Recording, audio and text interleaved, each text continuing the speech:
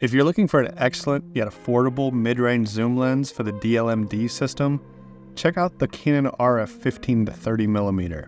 Let me show you how to put it together. What we're going to do is take the body cap off the camera, set it aside. Now the gear solution for this lens comes with adhesive pads. Now due to the larger diameter of this lens, we won't be needing those. Take the clamp with the two tabs and they're going to face away from the camera body.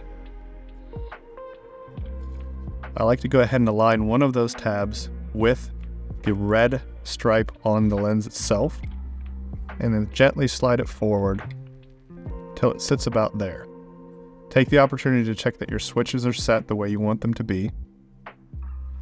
And then what we're going to do is take the gear sleeve, I'm going to drop it down into the port opening and align one of those ribs with the red dot on the camera body.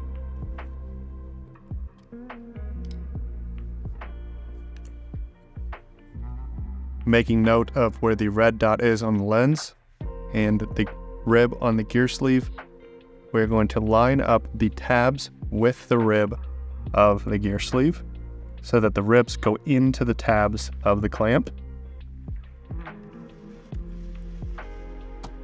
And then bayonet the lens onto the camera body until you hear it click.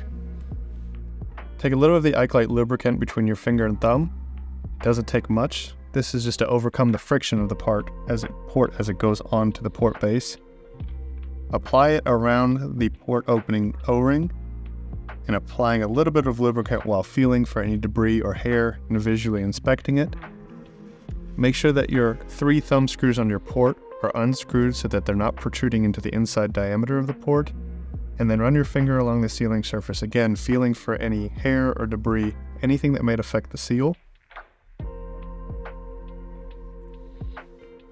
I'm going to take the drive gear, I'm going to position it so it's on the left-hand side so that I can still easily zoom and access the shutter with my right hand. Align it over, applying some downward force onto the housing. You may need to turn the drive gear so that the gear teeth mesh properly. Check to make sure that it's meshed and actually zooming the lens. And we're good there. Applying a little bit of downward force, and then all you need to do is tighten the 3 thumb screws down till they're flush. If you find any resistance or they're not going down all the way, it means they're not corresponding to the groove in the port opening, and there's no need to use a tool here as this seal occurred when the 2 pieces went together and those 3 thumb screws are just retaining the port. And that's as simple as that. That's all you need to do to accommodate the 15 to 30. If you have any questions, shoot us a comment down below or feel free to shoot us an email to ikelite@ikelite.com.